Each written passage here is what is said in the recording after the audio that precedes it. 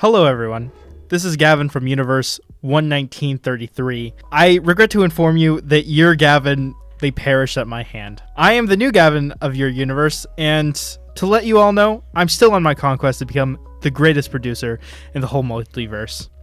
If you enjoyed this podcast, share it with your friends, family, anyone who's willing to listen, not in just this universe, but in every single universe, as it should be.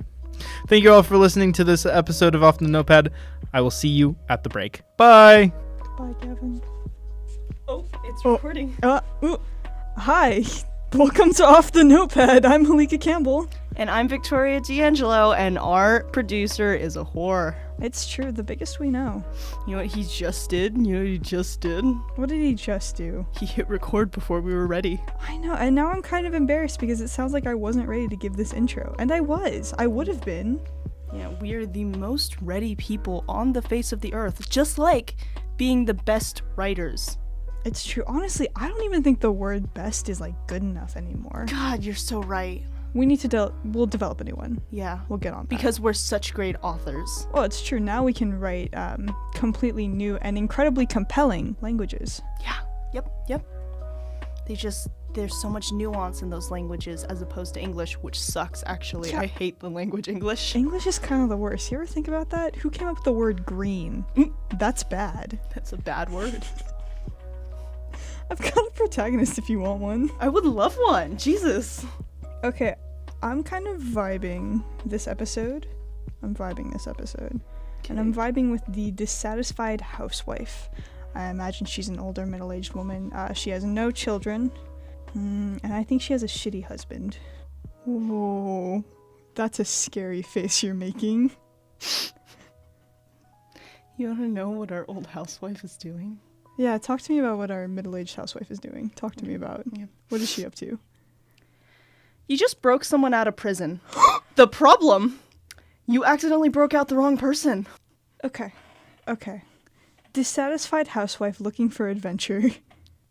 Why? Who? Why? Immediately I'm inspired by this to say that she has a pen pal. In jail? In jail. I don't think she realizes it's in jail because I think her letters have been going to the wrong place. Oh. And somehow this prisoner has been getting them. Okay. Maybe the prisoner writes back and is eventually they become close enough. Because again, I think her husband is absolute shit.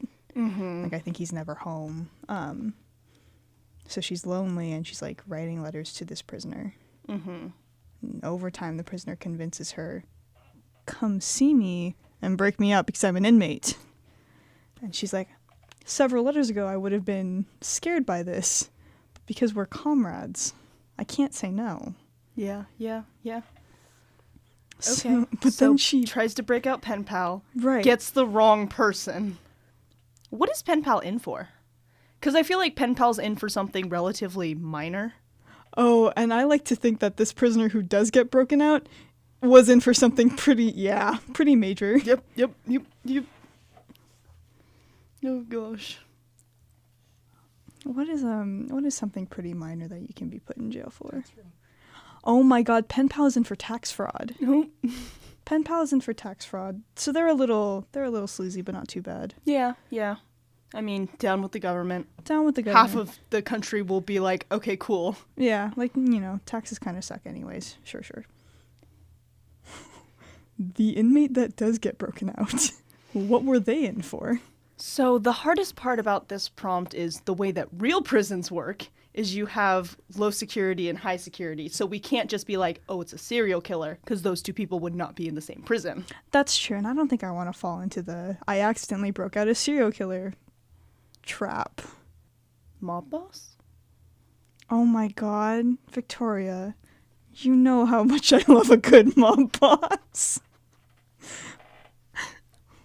Wait, I kind of love this, though. The best part is I could see a mob boss getting put in a low-security prison because they're so charismatic and they have good lawyers. Oh, absolutely. What I kind of love about this setup is we have our lonely, dissatisfied housewife, right? Mm-hmm. I think she's very naive, right, to the way the world works. Mm-hmm. Desperate, lonely, blah, blah, blah. And I think her tax fraud pen pal was really compelled by this. Like, I think they really enjoyed her. Our mob boss, I think he's ride or die. Oh. Like, I think it's, you broke me out. Maybe it was an accident, but you still did me, like, a solid. I'm gonna do a solid for you. Oh. Solid. No clue. But she's just, like, she's so unhappy. And she deserves better. I think she's definitely the kind of protagonist with a big heart. Do you think husband, like, makes decent money and makes up for his lack of love with, here, go shopping? I think so. I also think she's the kind of person who, like... Doesn't care, and also maybe grew up in, like, a more frugal household. Yeah. So it's like, she's not gonna be... She doesn't enjoy the luxury of money, and I think that makes things harder for our mob boss. Yeah, exactly. Because mob boss is like, I can't just pay you off. Yeah. Oh, is this gonna humanize the mob boss? Please. I really want it to. Can the mob boss bake a cupcake? Callbacks. You know what? I do think the mob boss is good at cooking, though. Yeah. Like, I think they're a phenomenal chef. I want them to, like, also not know that about themselves. Like, they know they're a good cook, but, like... Oh, yeah.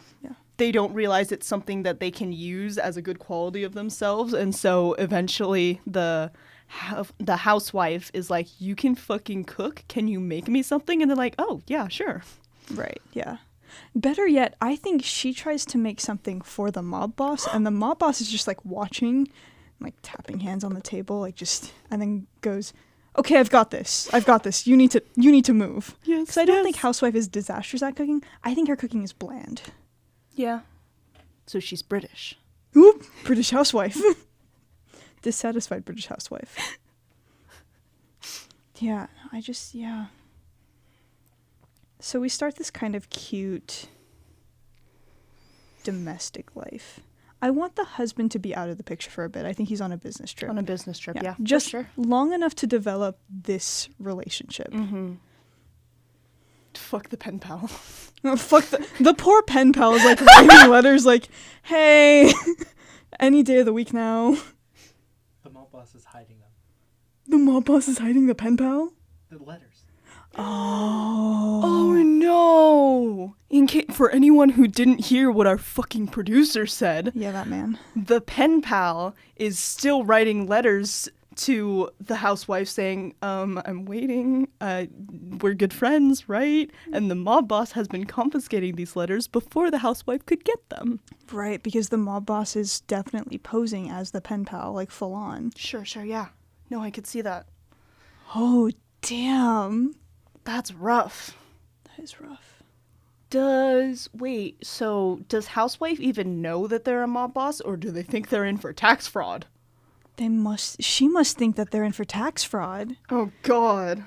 Because she has no idea. She thinks Okay, I'm sorry I'm taking over, but that's how they got Al Capone. Like, the IRS is the one who got Al Capone for tax fraud.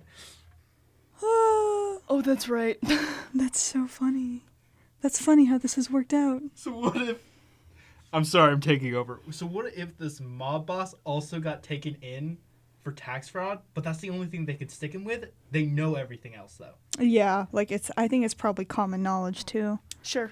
No, that makes sense. Because that was the original idea, like, he's not in because he's a mob boss. Right. Yeah. Iconic man. Okay. That's fascinating. Doesn't matter because they're pretending to be pen pal. Right. Which is interesting. I wonder if mob boss, like, goes along with it at first, stumbles a little bit maybe, and then they get back to, I keep wanting to say midwife. They're not a midwife. No. They're a housewife. Yes, housewife. They get back to housewife's house and go through her drawers and find all the letters and read them in detail. They're like, yep, that's me. Yep. Can confirm. Okay. So we have a steady build of a relationship. Is it platonic? It could be. I could also see it building to be a weird-ass love triangle. That'd be weird. It'd be funny. It'd be weird. Mm-hmm. Let's keep it platonic now. If we feel compelled, we can take it a step further. Because I think more than anything, I just sort of want... The goal of this housewife should just be, like, narratively speaking, to be happy. Because she starts unhappy, she wants to be happy. Yeah. But her life sucks. The mob boss spices it up. Yeah. I would almost love if they kind of do start to get feelings, and specifically the mob boss is like, this is a pretty chill lady. And then when they find out, the lady's like, you're a really great friend. Oh, friend zones him. Yeah.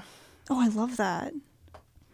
Because love triangles are so interesting. I'm not so much interested in, like, the tension, God, I love two people and I can't help it, but more like, I'm choosing this person and that's causing you pain and I'm sorry, but I've chosen this person. Right, because I do think that's the housewife mentality. Yeah. Because, you know, I feel like she's the kind of person who's very, what is the word? She's very dedicated. Even though her husband, like, kind of sucks, she vowed to love him. And you know what? I do think that mob boss respects that because, you know, for his profession, it is all about loyalty. Yeah. But I do think what she values most is trust. And that is what puts their relationship entirely at risk. Yeah, for sure. It comes out, there's bad stuff. You know what? At the climactic point of when housewife finds out that mob boss is in fact mob boss, and they like have this big fallout and mob boss has to go away because wife house can't handle it. Yeah. I want husband to come back. And I want wife to find out he was cheating on her. Ooh. Do you know what else? I love that. Do you know what I want to happen on top of it? Yeah. I want tax fraud inmate to be released. Yes. And I think that's how she finds out, because tax fraud inmate comes to her door with flowers. Yes. And is like, you never wrote back. I realize I put a lot of pressure on you. I want you to know that I'm a changed person and I want to meet you. Yeah. No, I love that. I love tax fraud inmate being like, I'm so sorry I asked you to break me out. That was terrible of me. Yeah, I realize I freaked you out by admitting I was an inmate. Yeah. Yeah. But then also having husband come home. So then we have like a lot of people in the same room. It's a love square. It's a love square. But like there's so many loose pieces in this room, and I do think it overwhelms housewife. Oh yeah, 100%. You think she runs away? Yeah, I think she has to. Are we talking like pack bags and run away, or just like, I'm so overwhelmed, I'm leaving, I'm going to the park? I think I'm so overwhelmed, I'm leaving. Okay. Because it's so hard when everything clicks. Like, just by looking at her husband, she can tell, like, you were with someone else. Yeah. And I think maybe he's probably the nervous type, because he's, like, nervous, shitty at emotional reciprocation, right? So I think he wants to tell her that he's been cheating, and that conversation is trying to be had with mob boss in the kitchen and tax fraud inmate at the door. Yep. And then she runs away. I like her going to the park. Yeah. That's a really cute detail, because I see her there, like, she's sitting on a bench and she's, like, wringing her hands. She doesn't know what to do. Yeah. So who finds her? I was going to say, whoever goes to find her needs to have a black eye. I don't care who it is. But they need to have a black eye. I kind of want it to be tax fraud inmate. And here's my logic behind it. I think tax fraud inmate is the only person in that room who wasn't actually expecting anything from her. Because you know what? I think the come break me out was more of a joke than anything. No, yeah, absolutely. And I think that they genuinely care for this woman and they feel bad over what's happened. So they're going to come look over her like as a friend. Yeah. Because I like them being on the bench together. Because then I also like the idea that they're having a conversation and maybe 20, 30 feet away is mob boss. Oh. Can I say, I just pictured in my head the two of them chatting on a bench and like facing them on the horizon, just mob boss watching, just standing there. Yeah. Anyway, No, one thing I would love is for this to come up in the conversation is tax fraud inmate goes up to her, sits down, they start to have this heart-to-heart, like, I'm sorry, I shouldn't have done that, everything, and you comforting stuff. Yeah. And then she's like, where are you had flowers, where did they go? He goes, I dropped them. They didn't matter. You mattered. Oh! No! That's so good! I'm in love with tax fraud inmate. They didn't. You mattered. Because you know what? If you were to write this as a ridiculously bizarre romantic tale, like... The best romantic tale. The best romantic tale. I'm swooning. Like, it's at this point in the story that you as a reader are supposed to get like, oh, fuck. Like, husband tried to make up for everything with financial luxuries. Yeah. Mob boss tried, like, physical things that he could give. Yeah. But, like, tax fraud inmate just wanted to know her. Yep. Tax fraud inmate had, like, he didn't know what he could, or they, whoever they are, like, they didn't know what they could give this woman, but it didn't matter. Because what mattered was what she needed. Yep. Like, damn. That's really good. Yep. So then where do we go from here? Now back to Mob Boss on the horizon. Yeah, Mob Boss is on the horizon. I imagine Mob Boss is like, because we see these two, they're on the bench, they're talking. We cut to Mob Boss, and then one of Mob Boss's goons comes up behind him. Oh no. I don't know what happens there, but that's the image I imagine coming next. Do you want us to take him out? Oh, yeah. Do we take him out? I don't know where Mob Boss is emotionally at this point. Because I feel like in order for Mob Boss to say no, he needs to have that conversation with the housewife, where housewife is like, I'm sorry, I care about you a lot, but I love him. I think maybe that's what we get in the next scene. Yeah. Because you know what? I think housewife, she and tax fraud inmate, they talk. Tax fraud inmate gives their number. Call if you need anything. They go their separate ways. Housewife goes back to an empty home. Oh. Husband is gone. And I imagine she's in a 2-story house because that's how these things have to happen. I mean, they're rich, so yeah. Yeah. Through a convoluted series of events, Mob Boss is outside her window. Oh, no. And Outside her 2nd-story window? like on the ground, you know? Okay. She's opened the window. She's Okay, looking down thank on God. him. Yeah, boombox. You guys know the scene, but there's no boombox. And I think he tells her. I think he says, "I love you," and I think she rejects him. Please, yes. And I think, she says, "I'm sorry. Like I don't feel the same." And he goes, "I know, but I wanted you to know before I left." Because I think Mob Boss is turning himself in and confessing to his Mob Boss crimes.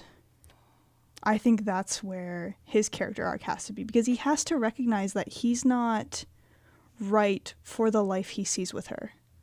Yeah. I almost want wives to tell him not to do that.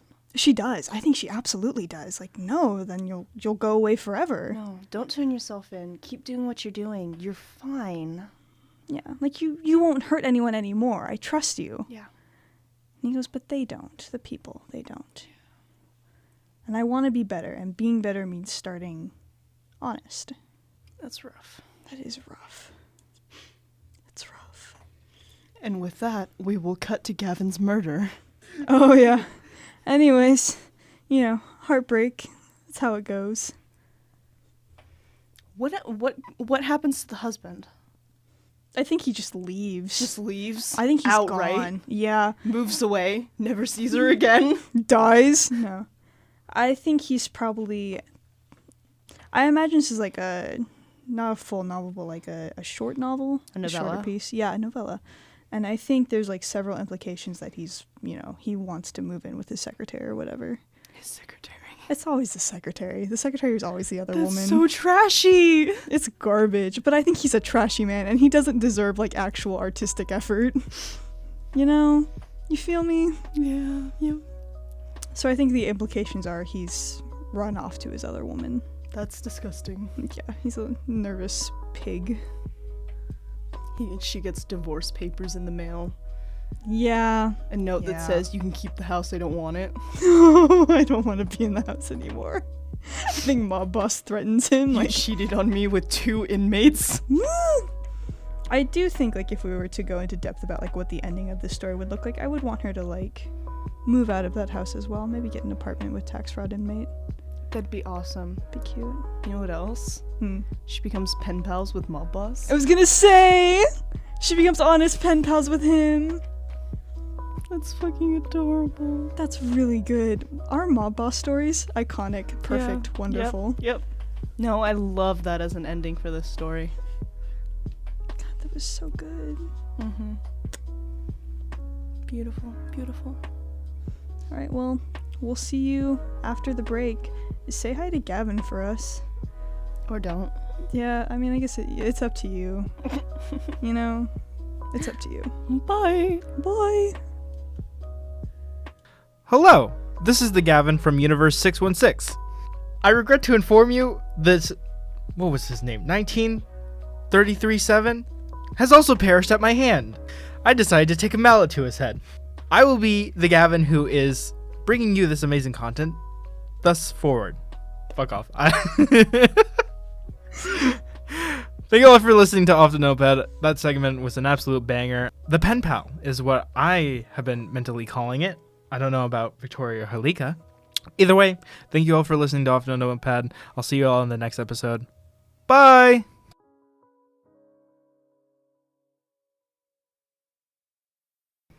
Welcome back from the break. We now have official confirmation from different universes of Gavins that all people love our podcast.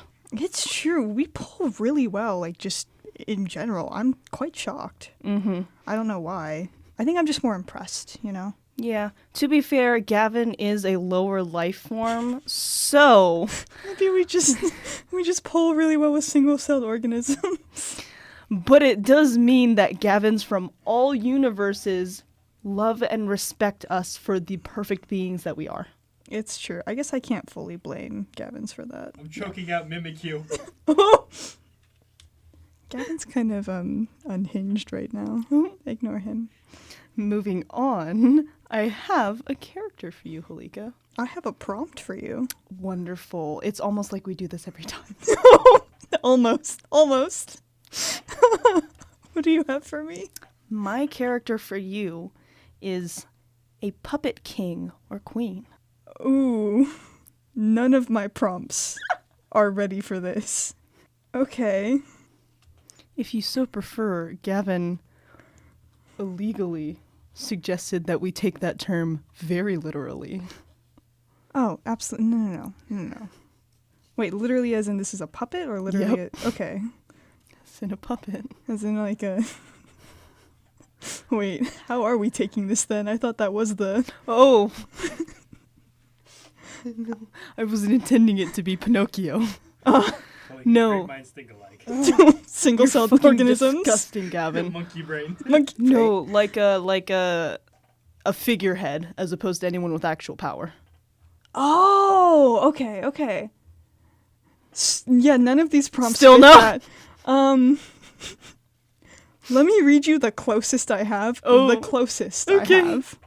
The story of how the protagonist overcomes addiction and the outcome of that journey. Okay. Okay. All right. So modern day royalty or archaic royalty? I kind of want to do like... We've had a couple of like archaic fantasy-esque plots. I'm okay delving into that again because I really want this addiction to be something very out of the norm. Like I'm not interested in talking about substance abuse. I want it to be something else. Fuck substance abuse. Yeah. If you struggle with substance abuse, seek help. I support love you. Yeah, we're here for you, genuinely. I'm just not interested in having this figurehead. Yeah, for sure. Okay, so an archaic royal who is addicted to... Gotcha. No. Addicted to Genshin Impact. Somehow is addicted to video games. Yeah. is addicted to that game where you have all the people dressed up as chess pieces and on a grid and you tell them where to go. Oh, yeah. I want it to be something like really niche for this kingdom. It's not niche, but they could be addicted to sex. Actually, I am kind of interested in talking about how we would use sex as a narrative device. Not describing sex on air, we will get removed, but like just the idea of when and where you would use that in a serious story. It's kind of hard because I have read stuff that, like, one of the main plot points, like it was generally important to the narrative, was frequent sex. Right. Like it had an actual mechanic in the plot. But that also made it come across as erotica. Right, which is rough. Yeah. But I think it can be something, not to say that erotica is lesser as a form. I don't believe that at all. No. But like just using sex in a different way from how erotica uses it, I think we can achieve that with a story about someone who is addicted to sex. I feel like, honestly, there's two kind of categories when it comes to sex in literature, and there's like some space between those, but generally you have two forms of it. You have YA, where you see it start and then it cuts out and you can basically assume that it happened, and you have erotica where they describe the entire thing. Right. There's some stuff in the middle, like there's a little bit of, here, have a teaser, but... Right, have a teaser or like focusing on something outside of sex. Yeah. During the action. So are we trying to look for something in the middle? Or are we going the YA route? I think I want to look for something in the middle. Something that's closer to erotica without it being. Okay. And then if it becomes erotica, it can't be that bad. We've already hit Ghost Dragon erotica on this podcast. No, we didn't. We were like right there. We kept saying no, we didn't. We didn't say anything. We said a lot. So, our king? Yeah, I'm down. Our king is addicted to sex. He is. Okay. How do we... I feel like it's one of the only things, like, he gets to do, one of the only things that he's allowed with his power, you know? You're right, because he's a figurehead. Yep.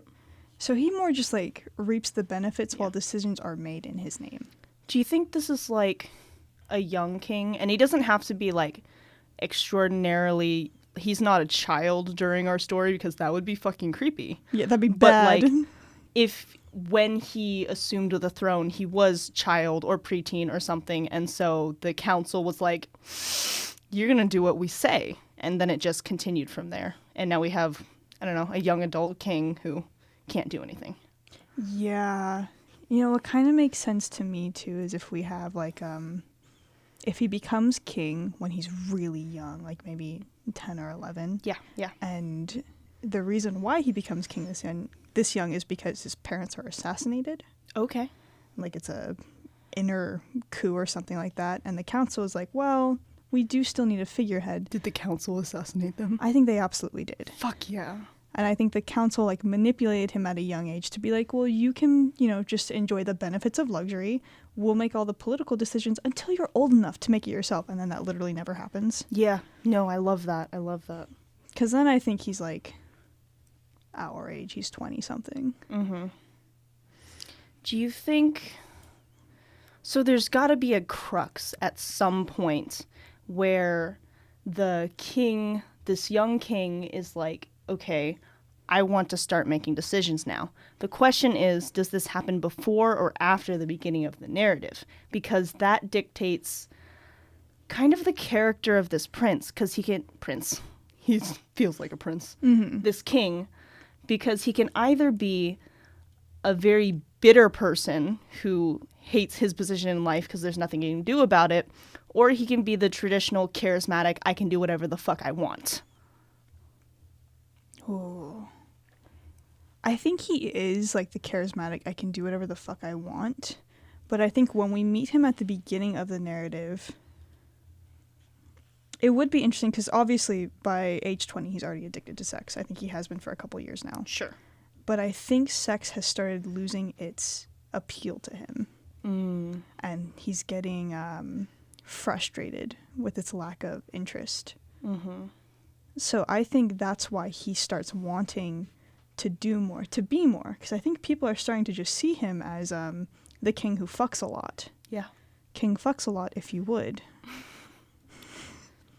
Something that I find really interesting about this scenario is I've played around with an archaic young prince who can do whatever he wants. And part of that prince's character was he got a chambermaid pregnant and nobody did anything about it because why would they? Right. What is there to do? Yeah. Yeah. And I'm interested how this would affect the king because if he's having sex a lot, you know, this is archaic times. Right. People are getting pregnant. Yeah. What would be really fascinating is to go into, like, because obviously, like, that's a very main route. He's gotten a lot of people pregnant, and I think he has a lot of, like, bastard children running around the village, but they're not allowed in the castle because I don't think he can stand to see them. Absolutely. But I also think, like, he's the kind of guy who, like, doesn't just fuck women. I think he fucks to fuck. Yeah, I could see that. So I think also seeing, like, the disastrous results of him just, like, constantly using people for sex and sort of the different ways people have to cope with that in the castle. Yeah, yeah. That's terrible. His waitstaff must hate him. I think they absolutely do. He's got to have, like, one person. One waitstaff. Oh, yeah. No, we're on the same page. Yeah. They're as much of a nympho as he is. I know, it could be. I was thinking, like, this one waitstaff, who maybe they've been with him since childhood. And a similar age to them because they always are. Yeah, because constantly. That's just how it goes. Because it's a YA novel, because they're all young.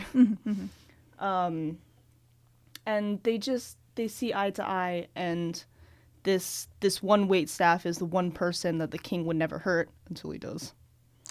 Yeah, I think this is the one person who the king hasn't fucked. Yeah. Until they do. Because I love this one waitstaff being, like, the person the king can vent to. Yeah. Like, this waitstaff knows why the king is addicted to sex, and that they have no power, and that it's kind of eating them up on the inside, and they sympathize with them, and they do whatever they can for the king because they're good friends. They've known each other forever. Yeah, I think they're probably, like, still the one person in the kingdom who sees the king for, like, the timid young man he is. Yeah. Interesting. I kind of want this waitstaff to have, like, relationship drama, to, like, be either engaged to someone else or just be in a relationship with, like, someone else on the waitstaff, whatever. And then I want this one to, like, have their heart broken. And in that vulnerability, they end up sleeping with the king. Yep. So then the king is used for sex. Oh. Because a couple different things. Okay. For caveat. Really quick. That has to happen when the waitstaff is drunk. Absolutely, yes. We're so on the same page. This is awful. Because I imagine them both waking up the next morning and waitstaff being like, fuck, I'm sorry. Yeah. I should not have done that to you. You of all people understand. And you know Or what? I of all people understand. Yeah. I think something we can have as, like, a running theme is that the king doesn't remember the face of anyone he slept with. Like, they all just sort of blend together after a while. Yeah. And when they wake up the next morning, I think there's some internal monologue there about how, wow, you look like everyone else. Like, there's just, now I know, like, the ins and out of your body, and now I don't see you as the person you once were. I see you as someone in the long line of people I have ruined. Like, that's it. Wait, I want this to be animated. Because have you seen a silent voice. Yeah, yeah. You know how they put X's over all the faces? Exactly, yeah, yeah. He I think gets it's an the X. same. Yeah, yep. No, it's the same, like, conceptually, like, the face just, it seems to be blurred out there, and the voice is more garbled, and it's just, you were just another person. So it's like, even though the emphasis, like, for the waitstaff is like, oh, I totally used you to feel better, like, my bad, ha ha ha, like, for the king, it's just, no. You were just another part of my addiction. God. Where are we going with this narrative? It's just spiraling. Yeah. He's just getting worse. Yeah. I think at some point, this king needs to reflect on, instead of me using someone for sex, I got used for sex. Yeah. Which, I mean, of course, it doesn't have to happen immediately, because I love, like, you are just another person. Yeah. But that's got to be so interesting for them, because all their life, being able to have whoever he wanted to use them for sex was all that he had.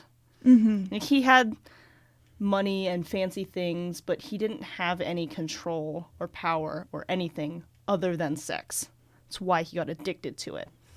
And then it was taken away from him by Right. his most trusted servant. Right, by the one person. Yeah.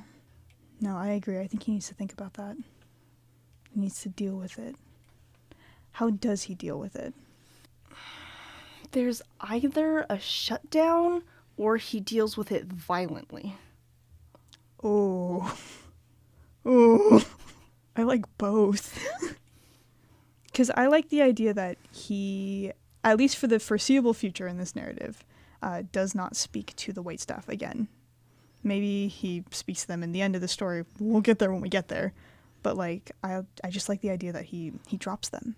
Yeah. And he shuts everyone out. And he gets violent. He gets a little bloodthirsty. Yeah. So he starts being a little more abusive. Oh my god.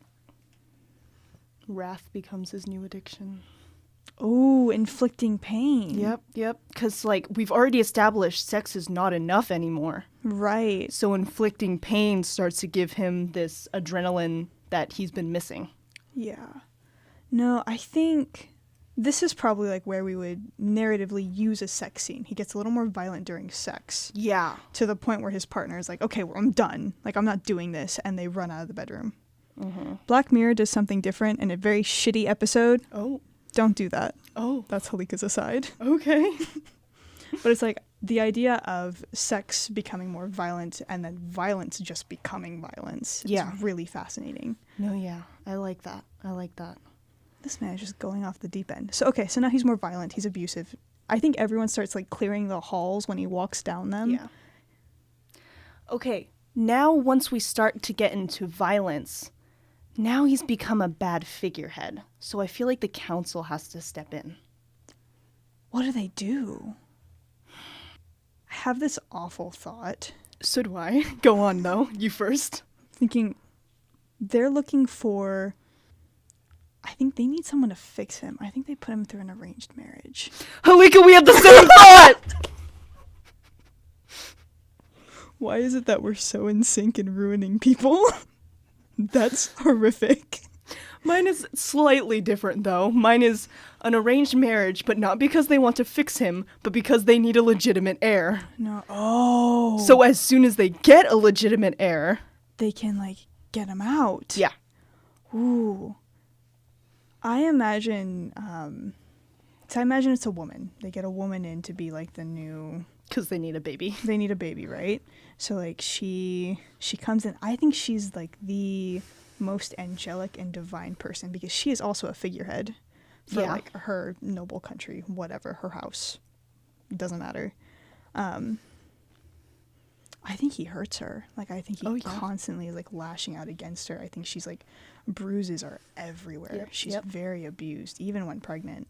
And the council doesn't care as long as she gets pregnant. It's true, and I think she continues to put on, like, airs of grace. Like, she never once cries, never once breaks. I love her. She's amazing. She is, like, truly stone cold. I kind of want waitstaff to look after her. Because of how bad the abuse gets, or just, like... Well, That and like waitstaff still feels sympathy for King, and so this is what they can do. Oh, yeah. No, because you know what? That brings, like, bringing waitstaff back into the picture is really fascinating because I imagine the king, like, ready to abuse her once more, walks into her bedroom and sees her, like, laid up in bed, just chatting with waitstaff. And just seeing, like, those two together sets him off even more. Mm-hmm. He's so pissed by this. This is one angry man. This is one really messed up guy. Yeah. I never want him to get to the point, and I mean, obviously, if you see differently, then we can totally change this, but I never really want him to kill someone or something. Like, I want it to be in the way he batters them, you know? Yeah.